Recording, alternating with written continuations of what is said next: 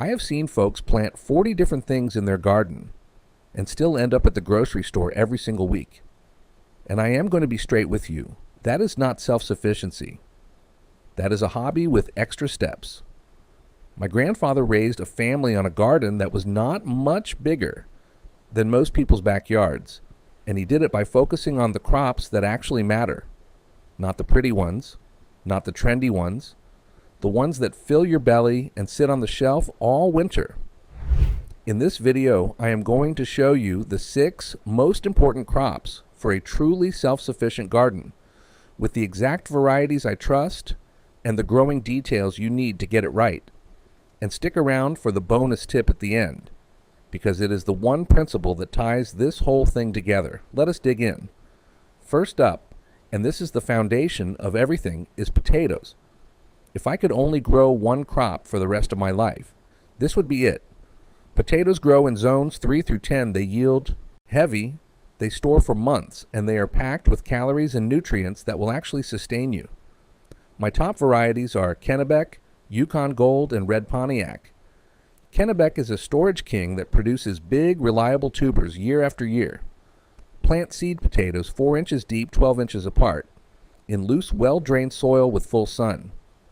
Hill the soil around the stems as they grow to keep the tubers covered and prevent greening. One 10-foot row can give you 30 to 50 pounds of food. That is not gardening for fun. That is gardening for survival. The mistake I see constantly is people planting too shallow and ending up with green, toxic tubers. Keep them hilled and keep them covered. The second thing you need to know about is dry beans, and I cannot stress this enough.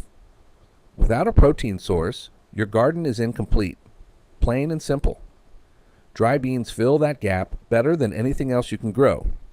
Zones 3 through 10, and I plant Pinto, Black Turtle, and Jacobs, cattle every year without fail. Plant them 1 inch deep, 4 inches apart, in full sun after the last frost, and let the pods dry right on the vine until they are brown and rattling. A single 50-foot row will give you 10 to 15 pounds of dried beans that store in glass jars for years, not months, years. My grandfather used to say a man with beans and potatoes will never go hungry, and 40 years of gardening has proven him right. The common mistake is harvesting too early before the pods are fully dry. Be patient and let the plant do the work. Next on the list is winter squash, and this one is near and dear to my heart because it is the closest thing nature gives us to canned food. Zones 3 through 10 and Waltham butternut is the single most reliable winter squash I have ever grown. I also keep Hubbard and acorn in my rotation every year. Give them full sun, rich soil, and room to run because those vines will stretch 8 to 10 feet easily. Each plant produces 3 to 5 large fruits, and after a week of curing in warm, dry air, a butternut will sit in your pantry for 4 to 6 months without refrigeration. Water deeply once a week, and watch for squash vine borers, which are the one pest that can ruin your whole crop overnight. The old aluminum foil trick around the stem base still works better than any chemical I've tried. If you're getting something out of this, go ahead and hit that subscribe button.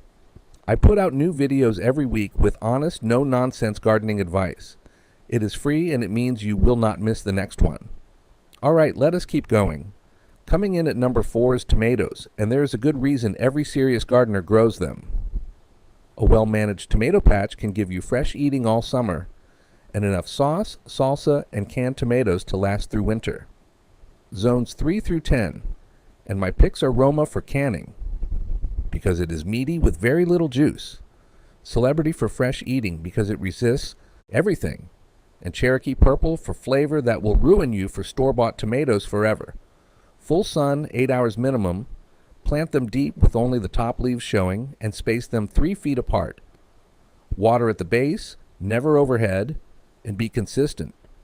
One healthy Roma plant can give you 15 to 20 pounds of fruit in a season. That's a lot of pasta sauce from one plant. The mistake is cramming them too close together. Airflow prevents disease, and disease is what kills most tomato patches. Number 5 is cabbage, and I will tell you right now, this is the most underrated crop in the self-sufficient garden. Cabbage grows in zones 1 through 10, It produces enormous heads in cool weather, and it stores in a root cellar for 3 to 4 months. Late Flat Dutch, Copenhagen Market, and Red Acre are my varieties. Late Flat Dutch makes massive heads that can weigh 15 pounds each, which is why our great-grandparents grew it by the row. Plant transplants 18 inches apart in early spring or late summer, full sun, consistent water. But here's what makes cabbage truly invaluable for self-sufficiency. You can ferment it into sauerkraut with nothing but salt and thyme. No electricity, no pressure canner, no fancy equipment. Just chop it, salt it, pack it, and wait. That is a preserved vegetable that lasts all winter and is better for your gut than anything you will find in a pharmacy. Number 6 on our list is garlic. And if you are not growing your own garlic, you are missing the easiest crop in the entire garden. Zones 3 through 8, and I grow music for hardneck, Inchelium red for softneck, and chestnut red, because it roasts like nothing else on earth.